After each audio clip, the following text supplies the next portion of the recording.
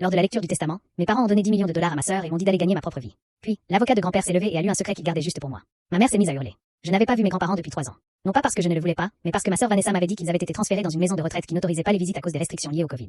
Elle disait que c'était trop difficile pour eux de voir les gens à travers une vitre. Je l'ai cru. Pourquoi ne l'aurais-je pas cru? Il s'est avéré qu'ils étaient restés dans leur ranch tout ce temps, le même endroit où je passais tous mes étés d'enfance à aider grand-père dans son atelier, pendant que Vanessa se plaignait de la chaleur. J'ai découvert la vérité 2 jours avant les funérailles. J'ai conduit 8 heures pour leur rendre visite à l'adresse de la maison de retraite que Vanessa m'avait donnée. L'adresse n'existait pas. Alors je suis allée au vieux ranch à la place. C'est grand-mère qui a ouvert la porte. Elle m'a regardé comme si elle voyait un fantôme. Tu t'es enfin décidé à venir? Sa voix m'a transpercée. J'étais confuse. Comment ça? J'ai essayé de venir depuis des mois. Elle m'a tendu un carnet avec l'écriture de grand-père, contenant un numéro qu'il avait appelé encore et encore durant ces dernières semaines. Ce n'était pas le mien. Même pas proche. On nous a dit que tu avais changé de numéro, dit-elle doucement. Qu'on te dérangeait. Mon estomac s'est noué. Grand-mère, j'ai le même numéro depuis le lycée. Son visage est devenu livide. Ils nous ont dit que tu avais honte de nous. Que tu avais une nouvelle vie et que nous n'en faisions plus partie. Je me suis mise à trembler. Qui t'a dit ça? Ta mère et Vanessa.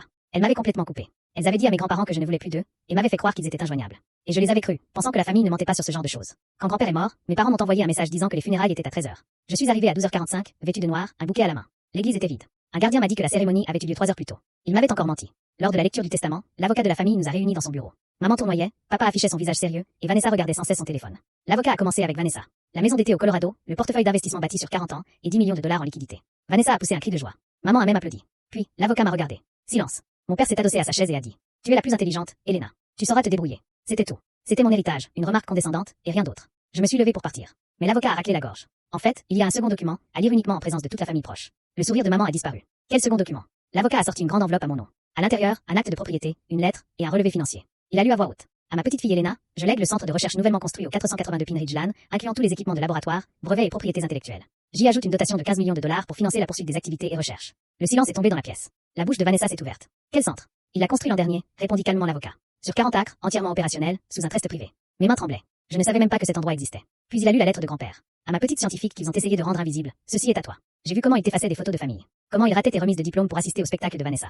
Comment ils t'ont menti et nous ont menti. Tu mérites mieux. Construis quelque chose qu'ils ne pourront pas ignorer. Maman s'est levée si vite que sa chaise est tombée. C'est insensé. Il n'était plus lucide.